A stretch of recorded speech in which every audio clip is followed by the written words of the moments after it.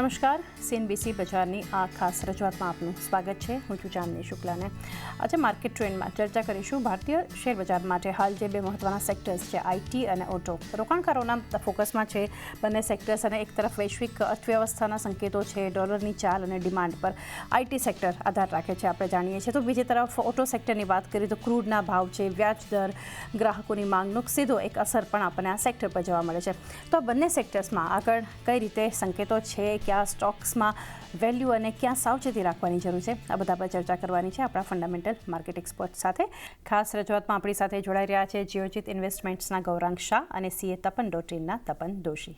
આ બંનેનું સ્વાગત છે આ ખાસ રજૂઆતમાં. અને ગૌરાંગજી, એક શરૂઆત કરીએ સૌથી પહેલાં ઓટો સેક્ટર સાથે, કારણ કે જે રીતે આ સેક્ટર પર આપણે એક લોંગ ટર્મ અત્યારની જે કોઈ પણ પરિસ્થિતિ છે, જીઓ પોલિટિકલ ફ્રન્ટ પર જોઈએ આપણે સ્થાનિક સંકેતો, તો ડિમાન્ડ ટ્રેન્ડ, ઈવી ટ્રાન્ઝિશન, આ બધું મહત્ત્વનું રહેતું હોય છે, ક્રૂડ ઓઇલ ઇમ્પેક્ટ. તો કઈ રીતે લોંગ ટર્મ જ્યારે એક વ્યૂ રાખવો હોય સેક્ટર પર, તો આપ કઈ રીતે જોઈ રહ્યા છો ઓટોને? ઘણો આભાર ચાંદી, મંચ પર આમંત્રિત કરવા માટે. સીએનબીસી બજારના દર્શકોને અને આપ સૌને પ્રણામ અને શુભ દિવસ. મારી તરફથી એક નાનું ડિસ્ક્લોઝર પહેલા આપી દઈએ કે જે બી રોકાણલાયક રણનીતિ આજે આ કાર્યક્રમમાં રાખશો, આ પાયાના મતે છે અમારી ફંડામેન્ટલ રિસર્ચ ટીમ તરફથી. આમાં અમારી કંપની જીઓજીત અથવા મારું કોઈ બી પ્રકારનું વ્યક્તિગત રોકાણ નથી, કોઈ જાતનો વિત્તીય લાભ નથી મળતો, કોઈ જાતનો કોન્ફ્લિક્ટ ઓફ ઇન્ટરેસ્ટ બી નથી. પણ આ સ્તર પર ભલામણ અમે અમારા ક્લાયન્ટને કરીએ છીએ, શક્ય છે કે એમનું રોકાણ હોય.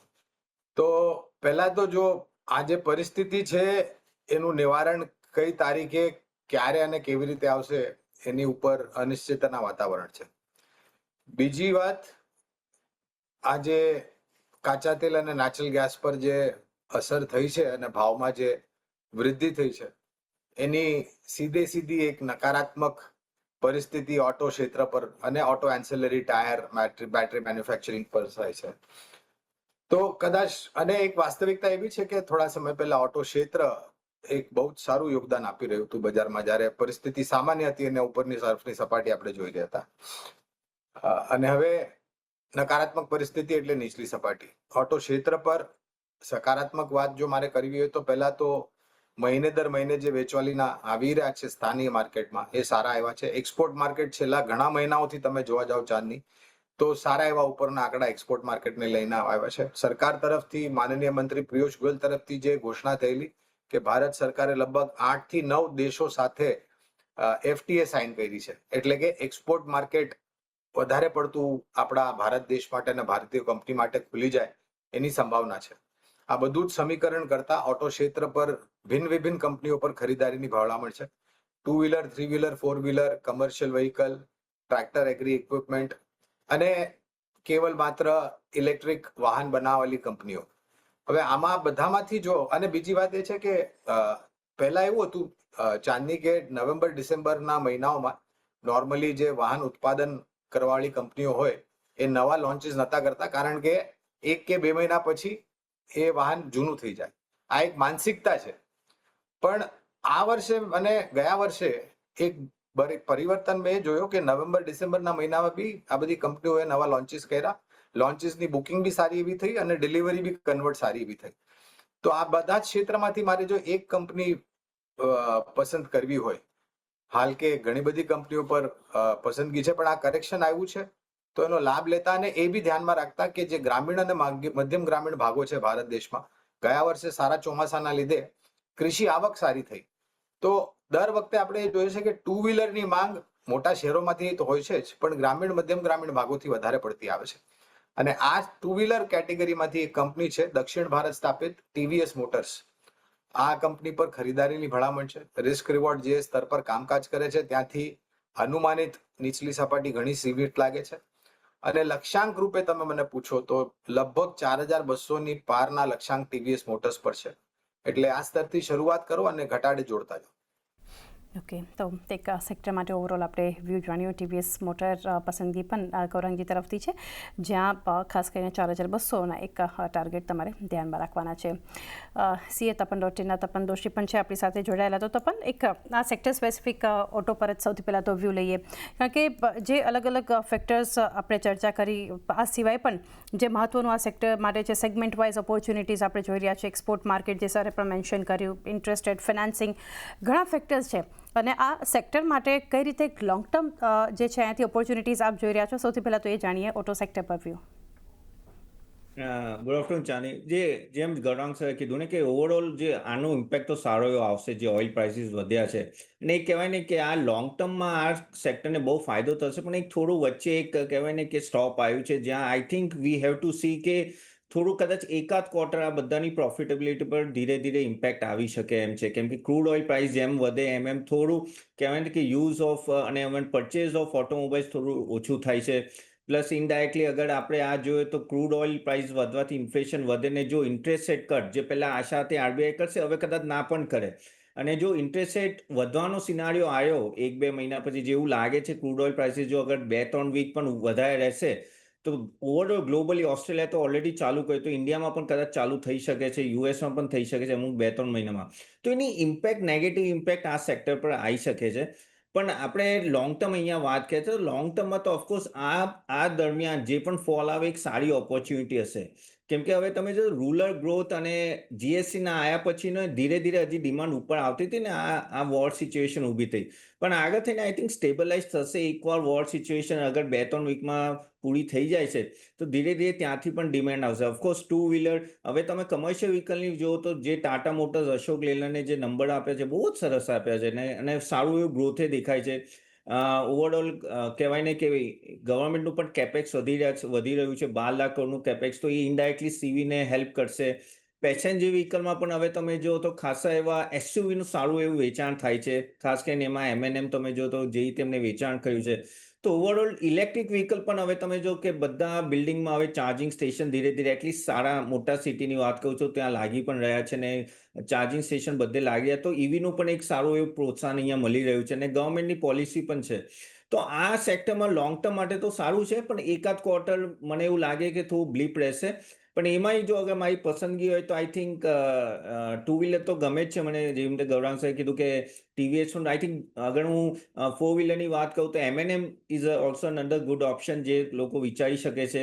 ઓફકોર્સ વેલ્યુએશન થોડું ઓન હાયર સાઈડ છે, પણ એ થોડું હવે રેક્ટિફાય થઈને સારા એવા નીચે ભાવે થોડું મળી રહ્યું છે. લોંગ ટર્મ હશે તો એસઆઈપી મોડમાં લેવું, કદાચ તમને ચાન્સ મળી શકે. જો ઓઇલ એલિવેટેડ લેવલ પર હોય તો આ થોડું કરેક્ટ થઈ શકે. પણ એમનું ટ્રેક્ટરનું ગ્રોથ જો તો એ સારું છે. હવે ટ્રેક્ટર કદાચ વેચાણ વધી શકે છે, ઉનાળો આવી રહ્યો છે એટલે, અને એનો વરસાદની સિઝનમાં ત્યાં વધે છે.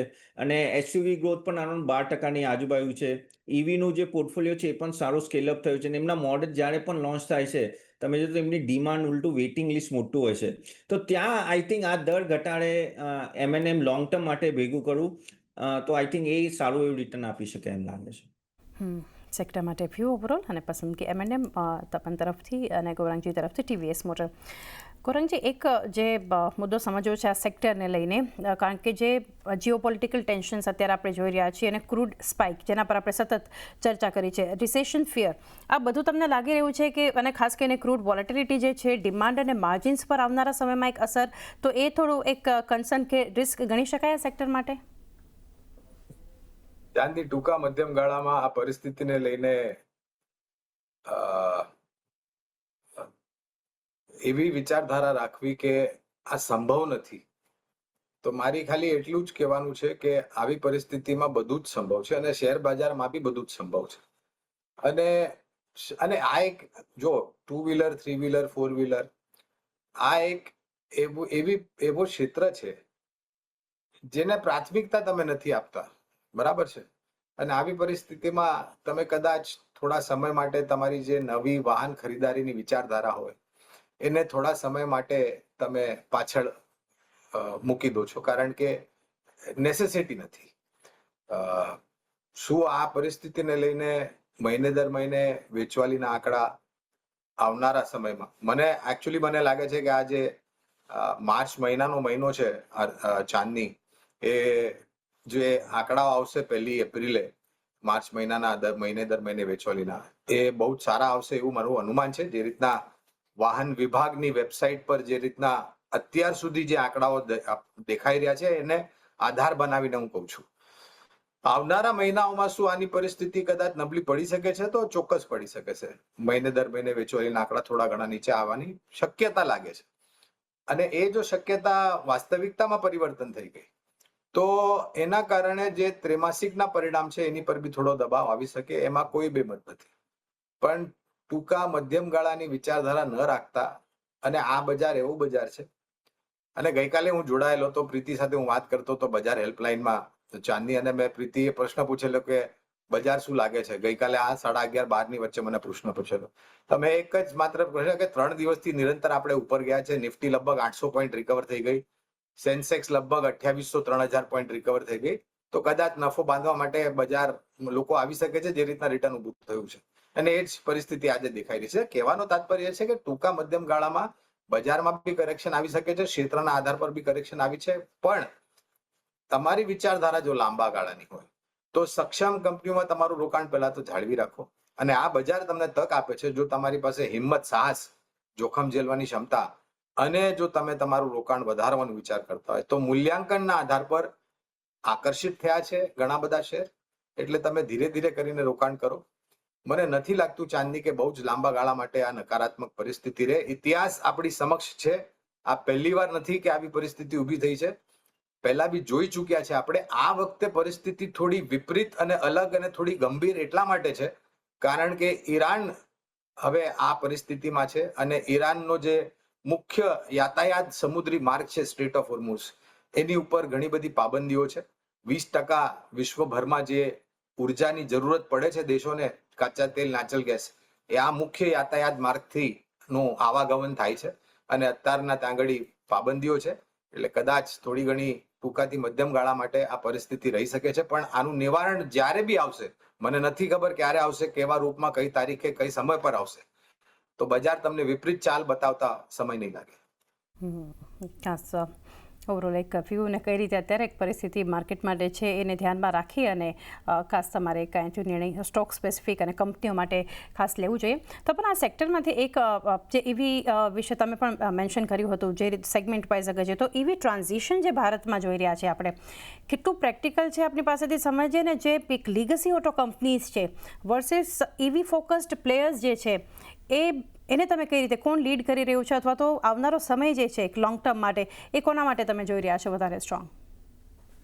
ચાંદી, ઇનિશિયલી જ્યારે આપણે 5 વર્ષ પહેલા જ્યારે વાત આવી હતી, અને ત્યારે ઓલા એક એવું એક હતું જે જ લીડિંગ કરતું હતું, અને તમે જો તો મેક્સિમમ માર્કેટ છે ઓલાનું હતું, અને ત્યારે ટ્રેડિશનલ પ્લેયર જે તે ટીવીએસ હોય, હીરો ને બજાજ, એ બધા એન્ટર એટલા નહોતા થયા.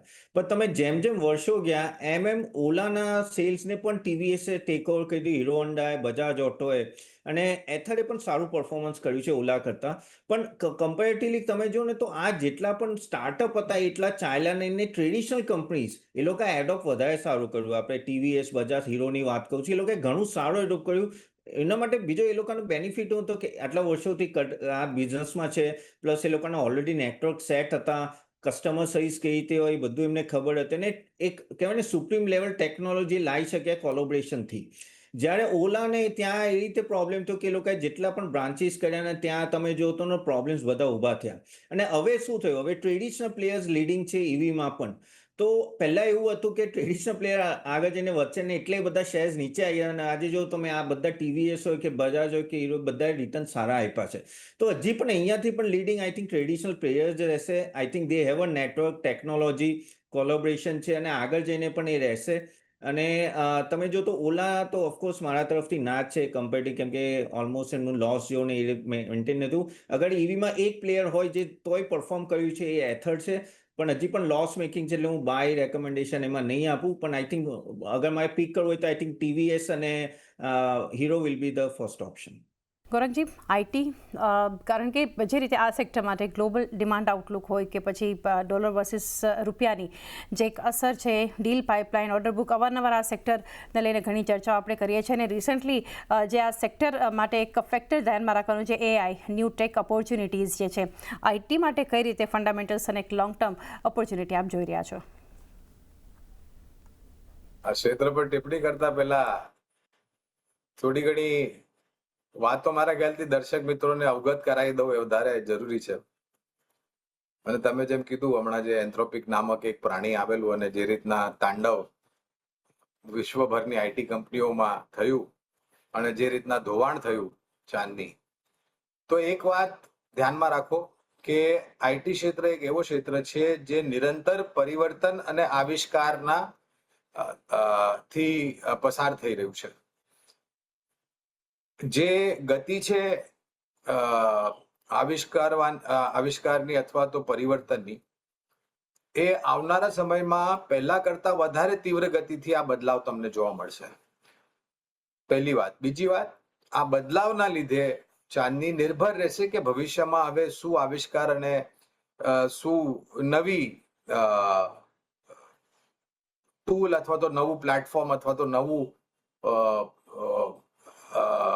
સોફ્ટવેર જે બી લોન્ચ થવાનું હોય અને જે બી પરિવર્તન થવાનું હોય એને લઈને નિર્ભર રહેશે કે કેવી રીતના અસર થશે અને એની અસરની જે પરિસ્થિતિ સકારાત્મક નકારાત્મક કેવી રીતે થાય છે એ ભવિષ્યમાં આપણને ખબર પડશે, કારણ કે હાલમાં એની ઉપર કોઈ અનુમાન નથી લગાડી શકતા કે આ ભવિષ્યમાં શું આપણે ખોજ કરશું, શું આવિષ્કાર કરશું, શું ઇનોવેશન કરશું. એ ઇનોવેશન આઈટી ક્ષેત્રની કંપનીઓને કેવી રીતે મદદ કરશે અથવા તો હાનિકારક રહેશે એની ઉપર આપણે કોઈ અનુમાન નથી લગાડી શકતા. જ્યારે આ બધા સમાચાર આવશે પ્રતિક્રિયા એ રીતે આપવી પડશે. તો કહેવાનો તાત્પર્ય એ છે કે જોખમ ઝેલવાની ક્ષમતા થોડી ઘણી ઉપરની તરફ, સમય સીમા બાકી અન્ય ક્ષેત્ર કરતા થોડી ઘણી વધારે, એટલે કે 1.5-2 વર્ષ. અને જે ટિપ્પણીઓ ચાંદની આ એન્થ્રોપિક એઆઈ પ્રાણી આવ્યું એની પહેલા મારા ખ્યાલથી કે એની પછી દિલ્હીમાં એઆઈ સમિટ થયેલી અને દુનિયાભરના નામચીન લોકો જે આ ક્ષેત્રથી જોડાયેલા છે, દિગ્ગજ લોકો જે આ ક્ષેત્રથી જોડાયેલા છે, એ લોકોએ આ એઆઈ સમિટ દિલ્હીમાં ભાગ લીધેલો. ભારતની ઘણી બધી કંપનીઓની મેનેજમેન્ટે ભાગ લીધેલો. આપણા સરકારના મંત્રી એ બી ભાગ લીધેલો અને ટિપ્પણીઓ કરેલી. ને આ દરમિયાનમાં એઆઈ સમિટ જે દિલ્હીમાં થઈ ત્યારે બહુ સ્પષ્ટ રૂપે બધાએ કીધેલું. અને એક વાસ્તવિકતા મેં એક રિપોર્ટ વાંચેલો, મને નથી ખબર કેટલો સત્ય કે અસત્ય છે, કે એઆઈ એન્થ્રોપિક એઆઈના જે ભારતના પ્રતિનિધિ છે એમને એક ટિપ્પણી કરેલી કોઈ મીડિયામાં કે અમે અમારા પ્રોડક્ટ અથવા તો પ્લેટફોર્મને લઈને આઈટી ક્ષેત્રની કંપનીઓ કામકાજ બંધ નથી કરવા માંગતા. અમે સાથે મળીને કામકાજ કરવા માંગીએ છીએ અને કોમ્પ્લિમેન્ટ કરવા માંગીએ છીએ એકબીજાને. તો અને હમણાં જ હાલમાં જે કીધેલું, અને ગઈકાલે પરમ દિવસે મારા ખ્યાલથી કોઈ વિદેશી સંસ્થાની રિપોર્ટ આવેલી કે ભારતીય કંપનીઓને એઆઈ ને લઈને એટલો ઘણો જે નકારાત્મક પરિસ્થિતિ છે અથવા તો કોઈ ખતરો છે એવું છે નહીં. અને આપણે જ્યારે આ દરમિયાનમાં વાતો કરતા હતા તો મેં નિરંતર મારી ટિપ્પણી રાખેલી કે તમારી રોકાણ જાળવી રાખો આઈટી ક્ષેત્રમાં. નિજી સ્તર પર આપણે જે રીતના ચાંદની પોતે યુઝ કરીએ છીએ ઇન્ફોર્મેશન ટેકનોલોજી, તો કંપનીઓને તો આની વધારે પડતી જરૂરત પડશે. અને જો તમે એઆઈ સાથે ન જોડાવ તો તમે ઇરેલેવન્ટ થઈ જશો. તો મારો કહેવાનો અર્થ છે કે હા, થોડી પરિસ્થિતિ નબળી છે. આવિષ્કારને લઈને, નવી ખોજોને લઈને શું અસર આવશે એની ઉપર કોઈ જાણકારી નથી. પણ એવું નથી કે તમારે આઈટી ક્ષેત્રની ઉપર મરણોપરાંત એક લેખ લખી નાખવો જોઈએ અને તમારું રોકાણ આઈટી ક્ષેત્ર સક્ષમ મજબૂત કંપનીઓમાંથી કાઢી નાખવું જોઈએ. ના, જાળવી રાખો. પરિસ્થિતિ થોડી ગંભીર છે. જોખમ ઝેલવાની ક્ષમતા વધારે હોવી જોઈએ અને રોકાણની સમયસીમા વધારે હોવી જોઈએ. એક કંપની મિડ કેપ, જેની આમ તો ઘણી બધી કંપનીઓ છે, small cap, mid cap, large cap, ચાંદી જાગડી અમારી ખરીદારીની ભલામણ છે. પણ આ અવસરને ધ્યાનમાં રાખતા અને આ કરેક્શનમાં ધ્યાનમાં રાખતા અને મૂલ્યાંકનને ધ્યાનમાં રાખતા એક કંપની જો મારે પસંદ કરવી હશે તો મિડ કેપ કંપની છે આઈટીની કોફોર્જ. આ કંપની પર ખરીદારીની ભલામણ છે. 1600-1700 ની આસપાસના લક્ષ્યાંક છે ઉપરની તરફ. અને આ બી જે સ્તર પર કામ કરે છે ત્યાંથી હાલની પરિસ્થિતિને ધ્યાનમાં રાખતા નીચેની તરફની સપાટી ઘણી સીમિત લાગે છે. ઓકે, ઓવરઓલ સેક્ટર માટે એક લોંગ ટર્મ વ્યૂ અને જે અત્યારે અસર કરતા આપણે બતાવી રહ્યા છે જે સંકેતો આઈટી માટે અને કોફોર્જ મિડકેપમાંથી પસંદગી જોઈ રહ્યા છે ગોરંગજી તરફથી 1600 અને 1700 એક લોંગ ટર્મ ટાર્ગેટ ખાસ આ કંપની માટે ધ્યાનમાં રાખવાના છે. તો પણ આ સેક્ટરને લઈ અને આઈટી અગર લાંબા ગાળા માટે તક હોય તો આપ કઈ રીતે જોઈ રહ્યા છો? ચાંદી, આઈ થિંક આપણે આ કેટલી વાર પ્લેટફોર્મમાં વાત કરી છે અને બીજા પ્લેટફોર્મ પર કીધું, છેલ્લા વર્ષથી તો હું સહેજે બુલિશ નથી આઈટીમાં. અને રીઝન એક જ હતું કે એઆઈના લીધે. કેમ કે તમે જો તો ટીસીએસ, ઇન્ફોસિસમાં છેલ્લા 3 વર્ષમાં કંઈ રિટર્ન નથી આપ્યું ક્લાયન્ટ્સને, સોરી ઇન્વેસ્ટર્સને. અને અગર આ જે અનિશ્ચિતતાઓ એટલી છે, જે ગૌરાંગ સરે કીધું કે કેટલી બધી અનિશ્ચિતતાઓ છે, આમાંથી ખબર નથી પડતી કે આ લોકોના ગાઈડન્સો તમે જો તો 2-4% ગાઈડન્સ આવે છે, બરાબર. હવે માર્જિનનો ઇમ્પેક્ટ સારો એવો આવશે. બીજું, હમણાં સુધી તો એઆઈનો એવું લાગતું હતું કે જે યુએસના ક્લાયન્ટ્સ કે યુરોપના ક્લાયન્ટ્સ તમારા જે કોન્ટ્રાક્ટ રીનેગોશિએટ કરે કેમ કે તમારા લોકો ત્યાં ઓછા લાગે તો ઓફકોર્સ તમે માર્જિનમાં પણ તમે ઓન રિસીવિંગ એન્ડ લાવો અને માર્જિન થોડું ઓછું જઈ શકે. બીજું, હવે આ જો વોર વધારે ચાલી 2-3 વીક, જેના ચાન્સીસ વધારે છે, તો ગ્લોબલી પણ યુએસમાં પણ ઇસ્યુ આવશે, ઇન્ફ્લેશન આવશે, અને આ લોકોનો બધાનો બિઝનેસ 90% યુએસ, યુરોપ ને ત્યાંથી આવે છે. તો ત્યાંના જે હશે કંપનીઓ એ પણ પાછા રીનેગોશિએટ કરશે અને એઆઈ એ લોકો વધારે યુઝ કરે કે ભાઈ ભાવ ઘટાડો તમારો. એટલે મને આમાં માર્જિનનો ઇમ્પેક્ટ સારો એવો લાગે છે આગળ જઈને પણ, અને એ હજી ક્લેરિટી આવતી નથી. મને એવું લાગે છે કે આવતા 1.5 વર્ષ સુધી, 1.5 વર્ષમાં આપણને ખબર પડશે કે આમાંથી વિનર કોણ છે. પણ કોણ વિનર હમણાં હશે એ ખબર નથી. પણ જે રીતે એન્ટ્રોપિક, જે રીતે નવા વર્ઝન્સ આવી રહ્યો છે, ઓપન એઆઈથી માંડીને બધા, ડિસ્ટર્બન્સ બહુ મોટું છે. પ્લસ એક ટ્રાન્ઝિશન પીરિયડ થઈ રહ્યો છે.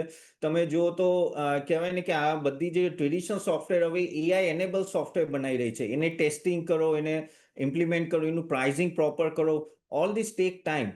અને આઈ થિંક આપણે બહુ પાછળ રહી ગયા એઆઈ એડોપ્ટ કરવામાં. We should have done much more earlier. પણ આપણે બોનસ અને બાયબેક પર વધારે ફોકસ કર્યું છે ઓવર ધ યર્સ. બધી મોટી કંપનીની વાત કરું છું. સો અહીંયા એ પ્રોબ્લેમ. તમે જો વેલ્યુએશન એટ્રેક્ટિવ છે. હવે તમે ટીસીએસ, ઇન્ફોસિસ જો 35-36 પી પર 3 વર્ષ પહેલા ચાલતા હતા, આજે 17-18 પી પર મળે છે. પણ શું 17-18 પી વેલ્યુએશન હમણાં પણ નીચે ના જઈ શકે? એ હજી ક્વેશ્ચન માર્ક છે. કેમ કે ગ્લોબલ રિસેશનનું જો ફિયર વધે છે, આ વોર ચાલ્યું, તો એઆઈના કોન્ટ્રાક્ટ્સમાં પણ ઇમ્પેક્ટ, આઈટીના કોન્ટ્રાક્ટ્સમાં પણ ઇમ્પેક્ટ આવશે, અને હજી પણ અનિશ્ચિતતા વધે છે. એટલે હું એટલો હમણાં બુલિશ નથી. એમ તો છેલ્લા 1.5 વર્ષથી હું બુલિશ જ નથી આમાં. અમારા કોઈ પણ ક્લાયન્ટ્સને કે આઈટીના શેર્સ જ અપાયા નથી. અને આઈ થિંક હજી પણ હું વેઇટ કરીશ તો 4-6 ક્વાર્ટર વધારે, કોણ વિનર હશે પછી. એવું નથી કે ડાય થઈ જવાનું છે આઈટી, પણ એ ટ્રાન્ઝિશન પીરિયડ જે હશે એ થોડો અઘરો હશે આ બધી કંપનીઝ માટે, and we have to wait and watch. So આમાં કોઈ મારું રેકમેન્ડેશન નહીં. ઓવરઓલ ટ્રાન્ઝિશન પીરિયડ થોડો આઈટી માટે અત્યારે થોડું ચેલેન્જિંગ છે. તો આવનાર હજુ 4 થી 6 ક્વાર્ટર્સ છે, થોડી રાહ જોઈ શકો છો આઈટી કંપનીઓ પર અને સેક્ટર પર, અગર ઓવરઓલ વ્યૂ હોય તો. એ સાથે જ આ ખાસ રજૂઆતમાં આપણે રજા લેવાનો સમય થયો છે. ગૌરાંગજી, આપના ડિસ્ક્લોઝર્સ જાણીએ. ઘણો આભાર ચાંદની આપનો. જે બી રોકાણલાયક રણનીતિ આજે રાખી છે કાર્યક્રમમાં, પાયાના મતે છે અમારી ફંડામેન્ટલ રિસર્ચ ટીમ તરફથી. આમાં અમારી કંપની જોજો તથા મારું કોઈ બી પ્રકારનું વ્યક્તિગત રોકાણ નથી, કોઈ જાતનો વિત્તીય લાભ નથી મળતો, કોઈ જાતનો કોન્ફ્લિક્ટ ઓફ ઇન્ટરેસ્ટ બી નથી. પણ આ સ્તર પર ભલામણ અમે અમારા ક્લાયન્ટને કરીએ છીએ. શક્ય છે કે એમનું રોકાણ હોય, અને આ શો પર બોલાવવા બદલ આપનો ઘણો ઘણો આભાર ચાંદની. જી તપન, આપના ડિસ્ક્લોઝર્સ. ચાંદની, આ જેટલા પણ સ્ટોક્સ અને સેક્ટર ડિસ્કસ કર્યા છે એમાં મારું પોતાનું રોકાણ નથી. આ પણ અમારા ક્લાયન્ટ્સના મોડેલ પોર્ટફોલિયો અને એમના પોર્ટફોલિયોમાં સ્ટોક હોઈ શકે. અને ચાંદની બોલાવવા માટે આભાર. તપન, ગૌરાંગજી, આપ બંનેનો પણ આભાર અમારી સાથે ખાસ રજૂઆતમાં આપના વ્યૂઝ અને પસંદગી શેર કરી. તો એ સાથે જ માર્કેટ ટ્રેન્ડમાં બસ આટલું જ. મને પણ આપશો રજા. વધારે અપડેટ્સ માટે જોતા રહો CNBC બજાર.